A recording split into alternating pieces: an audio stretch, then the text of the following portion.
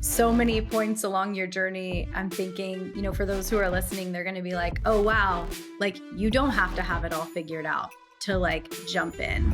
I kind of want to back up and know how your journey to opening up was. So you said about a decade in the non-monogamy space. So I'm guessing like this happened when you were in a monogamous relationship with your husband. Um, whose idea was it? What was the first couple steps? Like, how did that all play out? So that's really funny because most couples, it was somebody's idea. Somebody had a conversation about it and said, or I wanted to try this thing, or maybe they, developed feelings for a person and that's where it came from. Um, I always say that my husband and I sort of evolved to this place. So it was nobody's idea, really. And actually, the joke that we had was our non-monogamous journey started with a 2 Chainz song called "Birthday Song," because he has a line in there about like, they've been together 10 years and, he deserves a menage. And about that time, my husband and I were married, like I said, about 9, 10 years. And so we would kind of joke about that. And I was bisexual, and he was aware of that. And at the time, we were going through a pediatric cancer. One of my children was diagnosed with brain cancer when he was 6. So life was really, really like crummy and just difficult. And we Mm. were like, we need to have some fun. I wanted to explore my sexuality. My husband had a bunch of sexual hangups. And so we were like, let's just do some wild shit. And Yeah. that's really kind of how it started. And so I think the first like thing, that we did was we went to the strip club together, which was our first time kind of doing that as a couple. Uh and I remember him getting a lap dance and I got a lap dance too. And just not really being super bothered by it. Like I was like, okay, like, he's here, he's getting a lap dance. It's a little uncomfortable, but like also like I'm getting a lap dance too. And it just like really wasn't that big of a deal. Hmm. And then the next thing we tried was, we wanted to have a threesome. So we were like, okay. And, you know, there's a lot of stuff around this, in the non-monogamous community, but like we weirdly sort of pursued this in the right way without necessarily knowing it was the right way. So we didn't like go online, kind of unicorn hunting and trying to find people. I literally was like, why don't we go to Nevada and go to Pahrump and hire a sex worker? That's probably, yeah, Yes. that's like what we should do. So, Yes. so I'm looking this up and, it was really expensive. And we were like, we do not have the money for this. And so then I think I tried to find like another website to do it. And it was still pretty pricey. And so we kind of tabled that. And then I think we had a encounter with a friend of mine. And that was like, okay, but it was a little too close for comfort. It was someone that was really close to me and was, I didn't do well with it. And then I was randomly on Meetup and discovered this group called I think it was Open Minded Couples or something like that.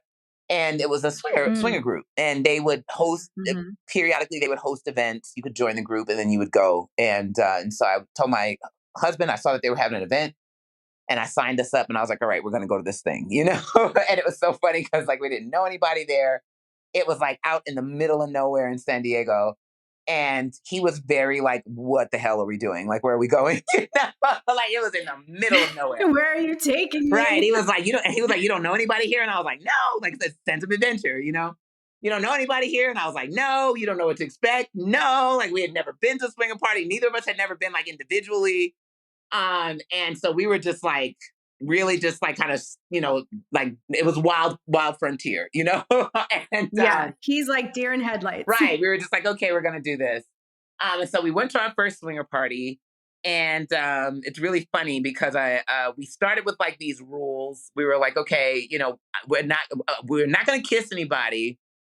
I was not to interact with any men, and he was not to give any women oral sex. That was the rules, going into the thing.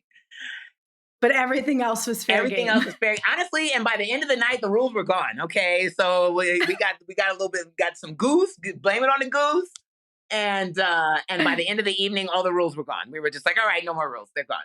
So and it was wild. It was a wild time. Like it was very much like whoa kind of entry into that. And then we met a couple that was there that we played with. And they introduced us to kind of their swinger community. And so that's how we started our swinger, career.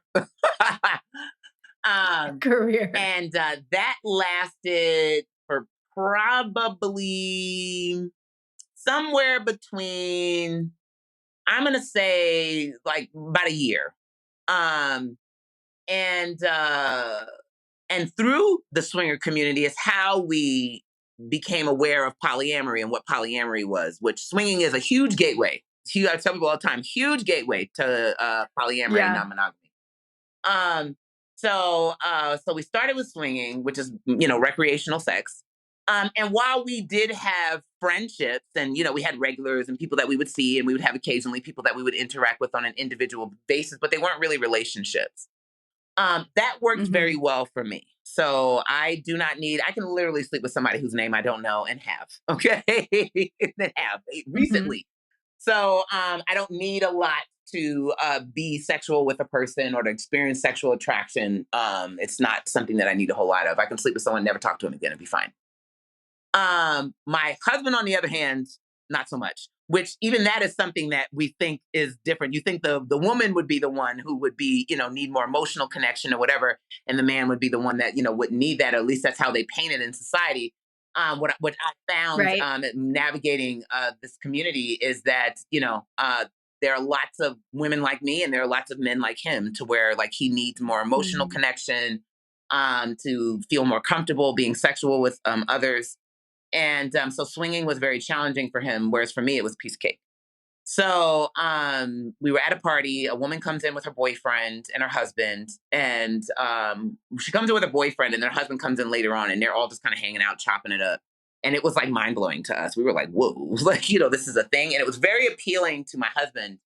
Because like I said, recreational sex with people that he didn't really have much of a relationship with just really wasn't working for him. Whereas for me, at that time, I considered myself much more what I would call sexually non-monogamous, in that I really liked having a variety of sexual partners and a variety of sexual experiences. But I did not want to engage in multiple emotional, relationships. I very much felt at that time that, like, your body's just a shell. Sex is just something that you do. To me, it's like at that time, it was like a bodily function. And in some ways I still feel that way. I mean, like, I'm like, animals do it, birds do it, insects do it, it's something that we all do. But what makes you, your essence, your time, your regard, your affection, your love, your care, like those were the things I didn't want to share, with somebody else. So, so the thought of like my husband having relationships with people that he had an emotional connection with was highly, highly, highly unsettling for me. And so we tried it out. And went on a couple of dates. He went on one date. I completely lost it. And we were just like, okay, we're going to table this. We're going to table it. Yeah. Because this is a little too volatile. And so we stopped doing everything for a while. So we didn't do dating, and we really didn't swing for about 6 months. And then we got back into it. And when we started, going back into non-monogamy, I began to be a little bit more open to the idea of seeking emotional relationships, because at that time, I'd only had sex with women, but I never had an actual relationship with women, and I wanted that experience. I'm definitely a biromantic bisexual. I'm not only sexually attracted to both genders or multiple genders, but I'm also romantically attracted to multiple genders, and wanted to engage in romantic relationships with women and not just sexual ones. And the current structure of our relationship at the time didn't afford for that. So, so we got back into the swing of things, literally, with the intent of seeking to establish actual emotional connections with people, and see what that space was like. And normally, couples with a cisgender heterosexual male and a cisgender bisexual woman are usually, they kind of enter into non-monogamy looking for a woman to, be with the both of them. We didn't enter that way because we were just like, there is no way that we're going to find a woman that we both like because we have such different taste in women that we were just like, oh no. Yeah, we we're just Right. like, there's no way that this is going to work. Yeah. So he was supposed to go find his own person. I was supposed to find my own person. And we randomly met a woman at a swinger party that we went to that we both liked. And our first polyamorous relationship was born. We formed a triad with her that lasted for about 2 years. It was she moved in with us. She was like a third parent to our children. It was highly volatile because it was all of our first time at the rodeo. Nobody knew what they were doing, and so it imploded spectacularly in 2016. So we met her in 2014. It ended in 2016, and then by that time we were open, you know. And so and we've never gone back, and so we've had variety of relationship configurations. Never dated anybody, the same person, ever again. That was something we never did again. But I he's had partners and different partners. I've had partners and different types of partners. I dated a couple for about a year and a half. And then in 2020 we made the he made the decision, so I agreed or accepted it for us to separate. And so now we're in the process of separating and transitioning our relationship to a peaceful co-parent relationship for our children. And so that's kind of my segue, or my origin story of how I became non-monogamous. Yeah. Wow. Well, thank you for sharing so candidly. And so many points along your journey, I'm thinking, for those who are listening, they're going to be like, oh, wow, like you don't have to have it all figured out to like jump in.